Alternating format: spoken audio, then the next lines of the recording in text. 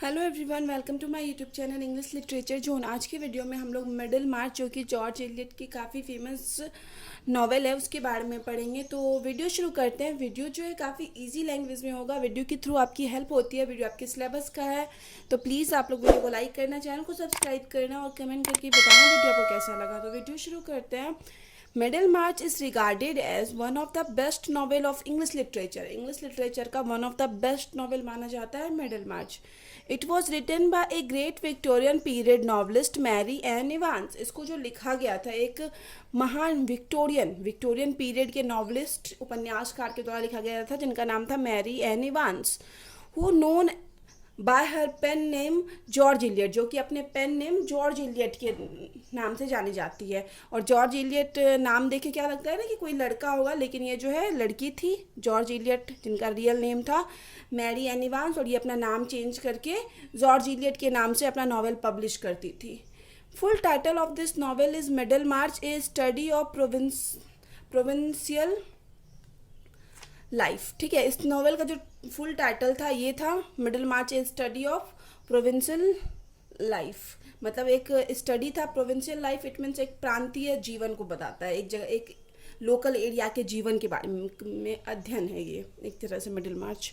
It was written between 1869 to 1871। इसको जो लिखा गया 1869 से 1871 के बीच लिखा गया, but first appeared in 8 instalment in 1871। लेकिन इसको पहली बार जो मतलब ये प्रकाशित हुआ इंस्टॉलमेंट में। इट मीन्स धीरे धीरे करके होता है ना कि एक पार्ट पहले प्रकाशित किया गया, फिर second part, third part, fourth part, तो इस तरह से 8 पूरे पार्ट में इंस्टॉलमेंट में इसको प्रकाशित किया गया इन 1871 में एंड 1872 तक में। मतलब इन दोनों के 1871 से 1872 के बीच इंस्टॉलमेंट में, पूरे 8 इंस्टॉलमेंट में इसको पब्लिश करवाया गया।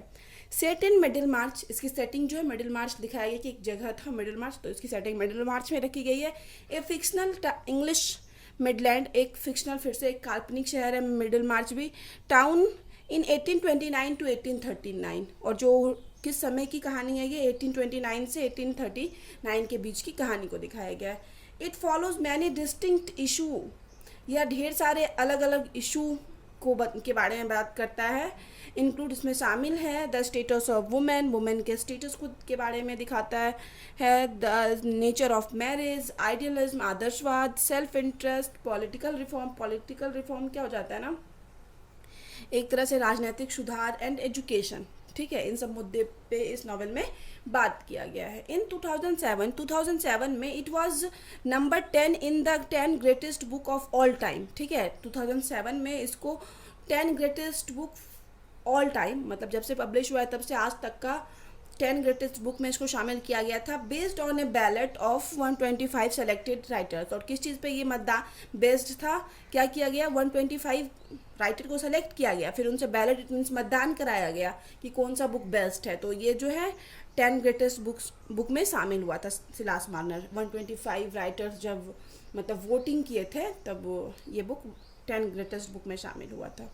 इन 2019 में The BBC News reported that Middlemarch is one of the BBC list of 100 most inspiring novel। BBC जो है 2000 कितने की बात की गई है, 2019 में भी इसको BBC के द्वारा मोस्ट इंस्पायरिंग नॉवेल के 100 मोस्ट इंस्पायरिंग नॉवेल के लिस्ट में रखा गया था।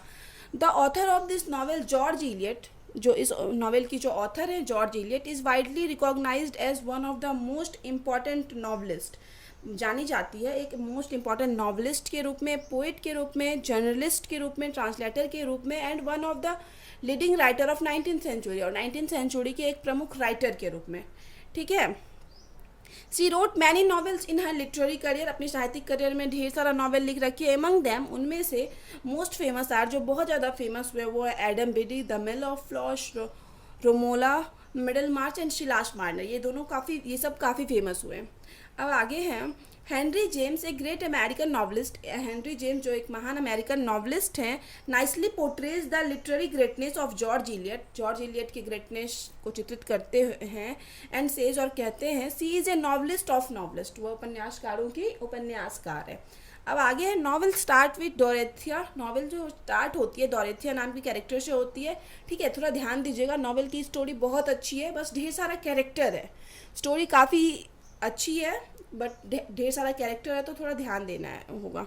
तो नॉवेल जो स्टार्ट होता है डोरेथिया ब्रुक से स्टार्ट होता है, who was a highly intelligent and very religious young women, जो कि एक बहुत ज़्यादा इंटेलिजेंट, बुद्धिमान और रिलीजियस धार्मिक यंग वुमेन है, जवान है। She and her sister Celia are orphans. वह और उसकी बहन सीलिया जो है दोनों अनाथ रहती है and live with their unmarried uncle, और अपने अनमैरिड अंकल मिस्टर ब्रुक के साथ रहती है। ठीक है, इन टिप्टन ग्रैंज में near the town of Middlemarch, जो कि टाउन मिडिल मार्च के पास स्थित है। Sir James is courting Dorothea. अब सर जेम्स शादी के लिए प्रपोज कर रहे हैं डोरेथिया को, मतलब शादी करना चाह रहे हैं डोरेथिया से। And comes to dinner at Tipton, और टिम्पटन इट मीन्स डोरेथिया का जो घर है वहाँ पे डिनर करने आते हैं अलॉन्ग विथ एडवर्ड कैज़ोबन के साथ, ए 45 ईयर ओल्ड बैचलर, जो कि एक 45 ईयर का बूढ़ा और बैचलर है। मतलब 45 ईयर का है तो थोड़ा अधेड़ टाइप का तो हो ही गया, लेकिन बैचलर है अभी तक। कौन? Edward Casaubon. इसी के साथ आया हुआ है sir James. And theological scholar, और थियोलॉजिकल स्कॉलर एक धार्मिक विद्वान भी रहता है। Dorothea has been passionately at work on architectural design for a cottage. अब डोरेथिया है ना, पैशनेटली इट मीन्स बहुत ज़्यादा जुनून के साथ काम करती है। आर्किटेक्चर इट मीन्स डिज़ाइन करती है, किसका? कॉटेज डिज़ाइन करती है फॉर द टीनेट इट मीन्स किराएदार फार्म वर्कर्स इन टिम्पटन में जो किराएदार वर्कर्स है ना, तो उनके लिए कॉटेज डिज़ाइन का काम करती है ये डोरेथिया।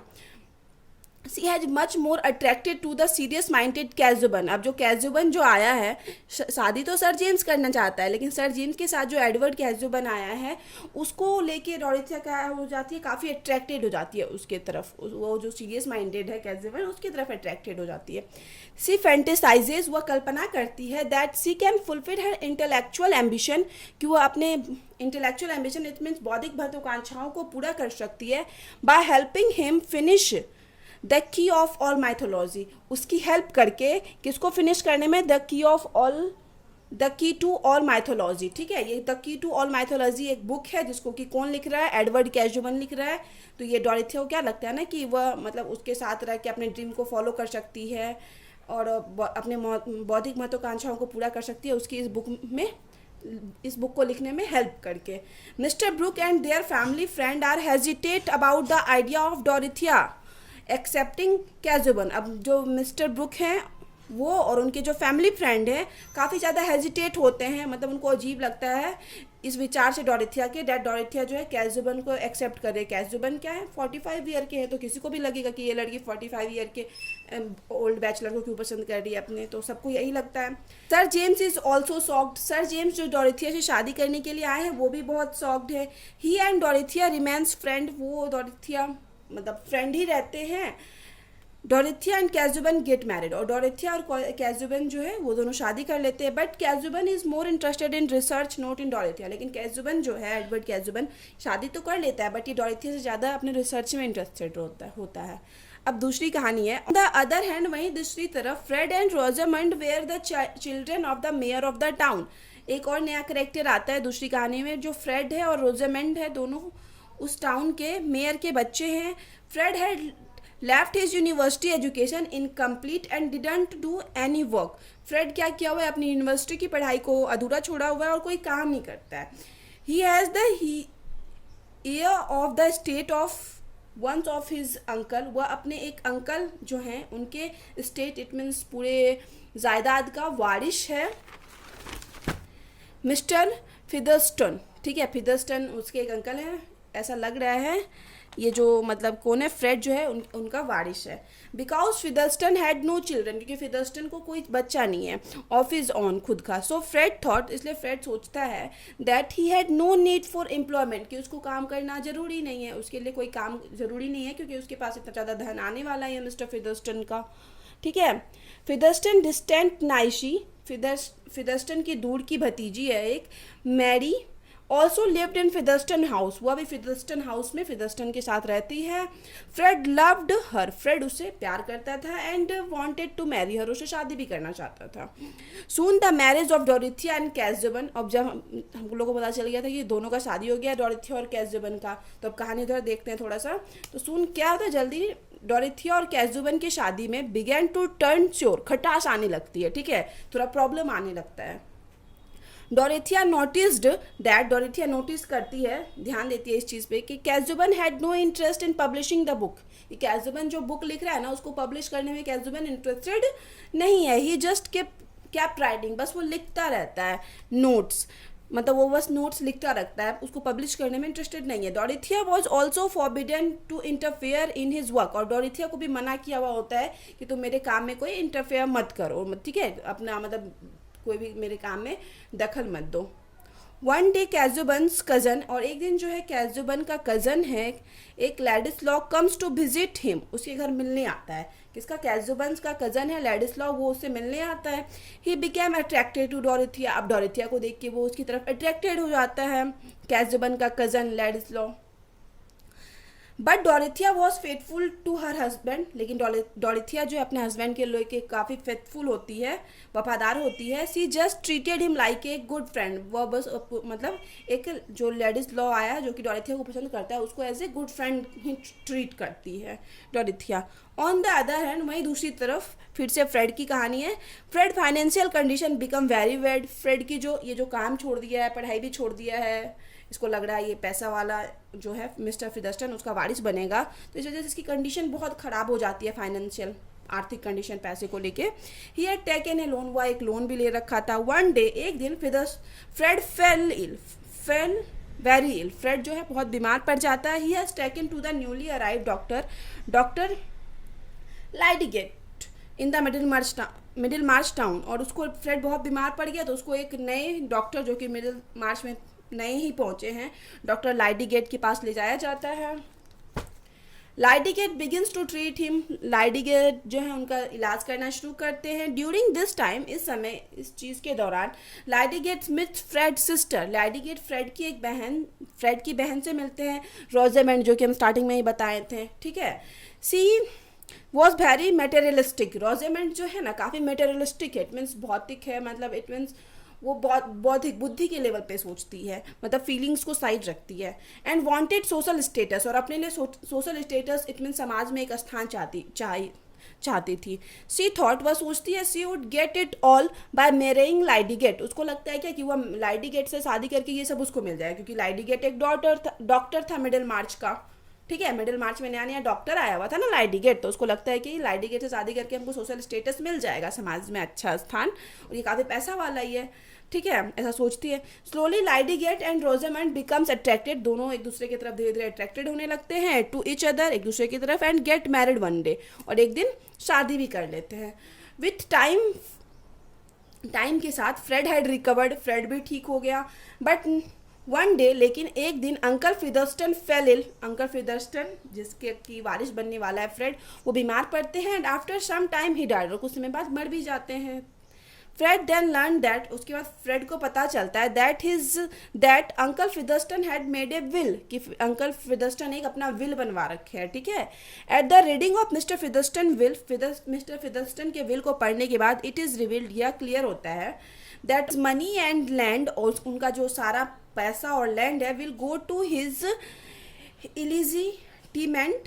इलिजिटिमेंट सन, उनका जो मतलब सारा पैसा जो है और जो सारा मनी है उनके इलिजिटिमेंट सन, इट मीन्स नाजायज जो उनका बेटा है, कौन है, जोशुआ रिग, ठीक है, एक किसका, मिस्टर फिदर्स्टन का एक नाजायज बेटा है जोशुआ रिग, उसको दिया जाएगा, ठीक है। Whom no one in Middlemarch has ever seen before, जिसको कि कभी आज तक कोई मिडिल मार्च में देखा ही नहीं है। मिस्टर मतलब फिदर्स्टन क्या करते हैं, अपना विल बनवाते हैं जिसमें कि वो सारा संपत्ति अपने नाजायज बेटे जोशुआ रिग को दे देते हैं, ठीक है, जो कि फ्रेड को लड़ा था वो उसको मिलने वाला है, और इस जोशुआ रिग को आज तक कोई मिडिल मार्च में देखा हुआ भी नहीं था।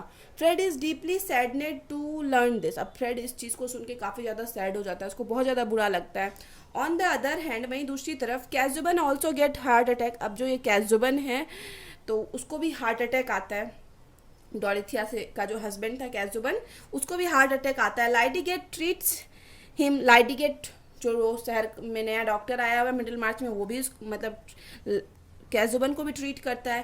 कैजुबन सर्वाइव्स, कैजुबन बच जाता है, but he has become very weak, लेकिन वो बहुत ज़्यादा वीक हो जाता है, कमज़ोर हो जाता है। Meanwhile Casaubon suspects something is going on between, और यहाँ पे क्या है ना, कैजुबन को संदेह भी है कि कुछ ना कुछ चल रहा है बिटवीन डोरिथिया एंड हर कज़न लेडिसलॉ। मतलब यहाँ पे ना कैजुबन जो है उसको लगता है कि मेरी वाइफ जो है डोरिथिया और मेरा जो कजन उसका आया हुआ है लेडिसलॉ, इन दोनों के बीच कुछ चल रहा है। इट मीन्स कुछ इन लोग का अफेयर है।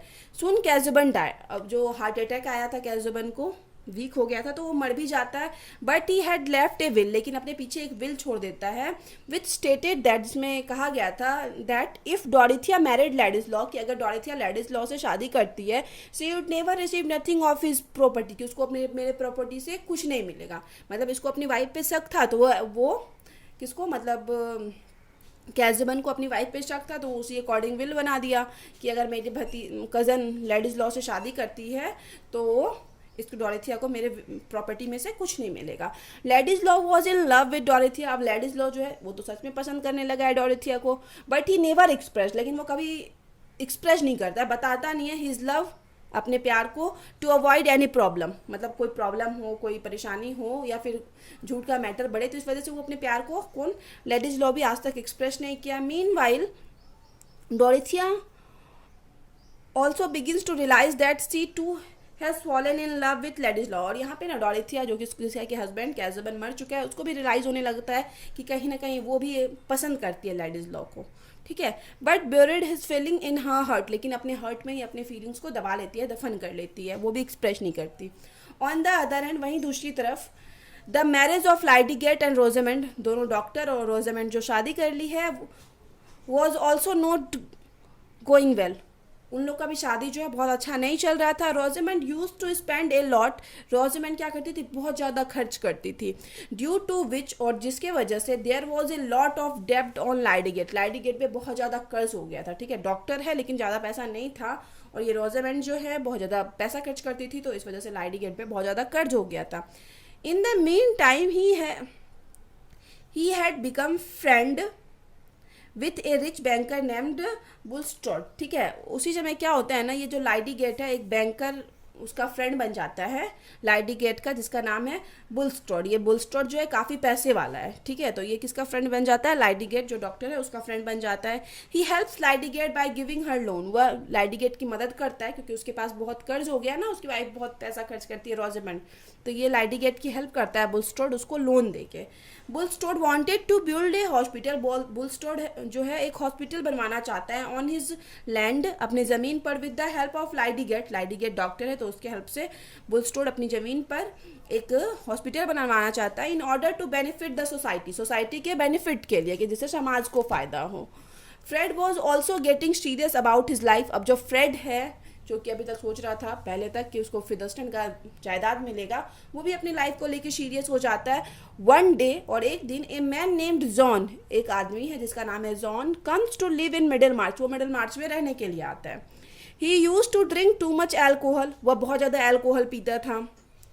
सोन he started blackmailing the banker Bulstrode, वो क्या करता है ना, ये जॉन जो आया वो बुलस्टॉड जो बैंकर है जिससे लाइडीगेट हेल्प लेता है और जो हॉस्पिटल खोलना चाहता है, उसको मतलब ये क्या करने लगता है, ब्लैकमेल करने लगता है John, because he new his old secret, क्योंकि कुछ ना कुछ इसका बुलस्टॉड का ओल्ड सीक्रेट था, पुराना पास्ट है जिसके बारे में जॉन को पता है, जो अभी आया है जो बहुत ज़्यादा अल्कोहल पीता है, ठीक है। ये एक स्टोरी है, अगर हम लोग ओल्ड सीक्रेट की बात करें तो ये पूरी तरह से एक स्टोरी है, उस स्टोरी को हम मेंशन नहीं किए हुए कि नोट्स और बहुत बड़ा हो जाता है, ठीक है। इस वजह से बस ये मेंशन किया कि उसके कोई सीक्रेट को जानता था। Soon the double character of Bulstrode, अब जो बुलस्टड का डबल कैरेक्टर है was known to all of Middlemarch, Middlemarch के सारे लोगों को पता चल गया था, ठीक है। Because John has already told someone under the influence, John इसको ब्लैकमेल कर रहा था कि हम बता देंगे, लेकिन क्या किया था ना, ये under the influence of alcohol के इन्फ्लुएंस में, प्रभाव में, जॉन ऑलरेडी किसी इंसान को बता चुका था उसके बारे में। And this word spread all over the Middlemarch, और ये जो मतलब बुलस्टड का सीक्रेट था ये पूरे मिडिल मार्च में फैल गया था। सून बुलस्टड इज एक्सपेल्ड फ्रॉम मिडिल मार्च, बुलस्टड को निकाल दिया जाता है उसके पास्ट मतलब कुछ ओल्ड सीक्रेट्स की वजह से। जिस कहानी को मेंशन नहीं किए हैं मिडिल मार्च से। Lydgate and his wife Rosamond also live Middlemarch. Lydgate और रोजेमेंड भी है जो हैं वो दोनों भी मिडिल मार्च को छोड़ देते हैं एंड मूव टू लंदन, और लंदन चले जाते हैं। अब है लेडीज लॉ, जो कि हम बताया था दोनों एक दूसरे को पसंद करते थे, लेडीज लॉ और डोरिथिया, लेकिन अभी तक अपने फीलिंग्स को एक्सप्रेस नहीं किए, दोनों दबा के रखे हुए थे। अब क्या है, Ladislaw also decide to live Middlemarch. अब लेडीज लॉ भी डिसाइड कर चुका है कि उसका कुछ हो ही नहीं रहा है, डोरिथिया का हस्बैंड भी मर गया, तो वो भी सोचता है कि मिडिल मार्च को छोड़ के जाया जाए। ही गोज टू डोरिथिया टू से गुड बाय। डोरिथिया के पास जाता है उसको गुड बाय करने के लिए, but she expressed her love for him, लेकिन वह अपना प्यार एक्सप्रेस्ड करता है उसके लिए। Then she reject all of Casaubon's wealth, और उसके बाद क्या होता है कि सी डोरिथिया जो है सारा कैजुबन्स के वेल्थ धन को रिजेक्ट करती है एंड मैरिज लेडीज लॉ, और लेडीज लॉ से शादी कर लेती है। ऑन द अदर हैंड वहीं दूसरी तरफ Fred had also become very successful. Fred भी बहुत सक्सेसफुल हो जाता है। फ्रेड कौन था, रोजेमेंड का भाई है जो, वो भी काफ़ी सक्सेसफुल हो जाता है इन हर न्यू बिजनेस, अपने न्यू बिजनेस में। सून ही एंड मैरी, जिसको कि फ्रेड पसंद करता था, ऑल्सो गेट मैरिड, ये दोनों भी शादी कर लेते हैं। ठीक है, सबकी शादी हो गई, सब खुश है। डोरिथिया भी शादी कर लिया लेडीज लॉ अपने हस्बैंड कैजुबन के मरने के बाद।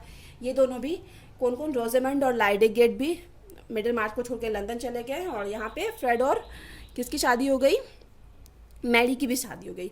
अब क्या है, Lydgate's career also goes well outside Middlemarch. अब लाइडिगेट जो डॉक्टर है उसका करियर जो है मिडिल मार्च के बाहर भी सही चल रहा था, but his life with Rosamond was not very good, लेकिन उसकी जो जिंदगी थी रोजेमंड के साथ वो बहुत अच्छी नहीं चल रही थी। He dies at the age of 50, वह 50 के एज में मर जाता है। After some time Rosamond he dies, it means जो ये लाइडिगेट डॉक्टर है वो 50 के एज में मर जाता है। आफ्टर सम टाइम रोजेमंड मैरिज ए रिच डॉक्टर, और रोजेमंड फिर से, क्योंकि उसको तो स्टेटस चाहिए, एक रिच डॉक्टर से शादी कर लेती है। 10 अब जो एट द एंड हम कंक्लूजन लिखेंगे, यहाँ तक ख़त्म हो गया, सब खुश हैं, मतलब डोरिथिया शादी कर ली लेडीज लॉ से, फ्रेड की शादी मैरिज से हो गई, और ये भी मतलब ये जो रोजेमंड है उसका हस्बैंड लाइडिगेट मर गया, तो वो भी फिर से दोबारा शादी कर चुकी है। अब कंक्लूजन पे लिखते हैं, स्टोरी यहाँ पे ख़त्म है। 10 इस प्रकार वी कैन से नाउ, हम लोग कह सकते हैं Middlemarch is a feminist novel, एक नारीवाद नॉवेल है। That uphold the desire and the decision of novel, जो कि मतलब दिखाता है किसके डिज़ायर, इट मीन्स इच्छा को दिखाता है एंड डिसीजन को दिखाता है किसके, वुमेन के। बाय डूइंग दिस, और यह करके George Eliot tries to bring women to the state of man, कि ब्रिंग वुमेन मतलब वुमेन को इक्वली लाना चाहती है मैन के, ये चीज़ दिखा के। ठीक है, कि सारा जो फीमेल कैरेक्टर दिखाया गया कि रोजेमेंड भी अपने हिसाब से डिसीजन लेती है, डोरिथिया भी करती है, तो ये दिखाया गया कहीं ना कहीं एक नारीवाद मतलब विचारधारा से ये नॉवेल लिखी गई है। डोरिथिया होल्ड्स हर आइडियोलॉजी, डोरिथिया जो है अपने आइडियोलॉजी आदर्श पे कायम रखती है, लाइक जॉर्ज इलियट की तरह ही। सी इज़ ऑल्सो एन आइडियलिस्ट, वह भी एक आदर्शवादी थी। फिर आगे है लाइक इलियट की तरह ही she also breaks the convention of marriage, वह मैरिज की एक परंपरा जो चली आ रही थी वो भी तोड़ती है, डोरिथिया तोड़ती ही है, वो दूसरा शादी करती है। सी स्टेट्स हर डिज़ायर बाय मैरिंग ट्वाइस, वो अपने डिज़ायर को स्टेट्स इट मीन्स पूरा करती है बाय मैरिंग ट्वाइस, दूसरी बार शादी करके। Hence George Eliot succeeded in putting forward the ideology of feminism in the novel. इस तरह से क्या होता है ना, इसलिए इस नॉवेल में जो जॉर्ज इलियट है पूरी तरह सक्सेसफुल होती है, मतलब फेमिनिस्ट नारीवाद के आदर्शों को मतलब दिखाने के लिए, फ्रेंड आगे करके दिखाने के लिए पूरी तरह से सक्सेसफुल होती है। इन शॉर्ट, संक्षेप में, Middlemarch is such a great novel, Middlemarch एक ऐसा ग्रेट नॉवेल है बिकॉज ऑफ सॉलिडिटी की वजह से, इट मीन्स दृढ़ता की वजह से, विविडनेस इट मीन्स स्पष्टता की वजह से, ट्रूथनेस इट मीन्स सच्चाई की वजह से, and comprehensiveness of the picture of provincial life. ठीक है, और कम्प्रीहेंसिव इट मीन्स क्या होता है ना, किसी चीज़ के सारे पहलू को दिखाना, तो कम्प्रीहेंसिवनेस तो दिखाया गया है अच्छे से। Picture of provincial life, provincial it means एक किसी लोकल एरिया के लाइफ को अच्छे से दिखाया गया है, उसके हर पहलू को दिखाया गया है, प्रेजेंटेड इन द नॉवेल, जो नॉवेल में उपस्थित था। This makes it's a more valuable, और यही चीज़ है ना इस नॉवेल को बहुत मतलब मोर वैल्यूबल, ज़्यादा मूल्यवान बनाती है। सोशल डॉक्यूमेंट, मोर वैल्यूबल सोशल डॉक्यूमेंट बनाती है ऑफ इंग्लैंड का इन द 1830s के टाइम का, then any books of history, मतलब किसी और बुक से ज़्यादा वैल्यूबल इस बुक को इसी कारण बताया गया है 1830s के टाइम का। इंग्लैंड का। ठीक है, तो यहाँ पे ये ख़त्म होता है नोट्स। तो ये जो नोट्स है 20 मार्क्स के लिए काफ़ी सही है। बाकी आपको 15 मार्क्स के लिए नोट्स को एक दो पैराग्राफ छोटा करना होगा, बट ये करना है कि स्टार्टिंग का 2 पेज वो कंफर्म लिखना। ठीक है, और ये जो एंड है 10 यहाँ से ये एंड तक कंफर्म लिखना। बाकी बीच में आप नोट्स को छोटा कर सकते हो अगर आप 20 मार्क्स से कम के नोट्स को लिख रहे हो। जैसे 15 मार्क्स 14 मार्क्स के लिए एक दो पैराग्राफ छोड़ सकते हो, और 10 मार्क्स के लिए तो आपको काफ़ी कुछ रिमूव करना होगा नोट्स में। ठीक है, तो यहाँ पे वीडियो ख़त्म होता है। वीडियो अगर आपको अच्छा लगा, वीडियो के थ्रू आपकी हेल्प हुई, वीडियो आपके सिलेबस का है, तो प्लीज़ आप लोग वीडियो को लाइक करना, चैनल को सब्सक्राइब करना और कमेंट करके भी बताना वीडियो आपको कैसा लगा। मिलते हैं नेक्स्ट वीडियो में नेक्स्ट टॉपिक के साथ।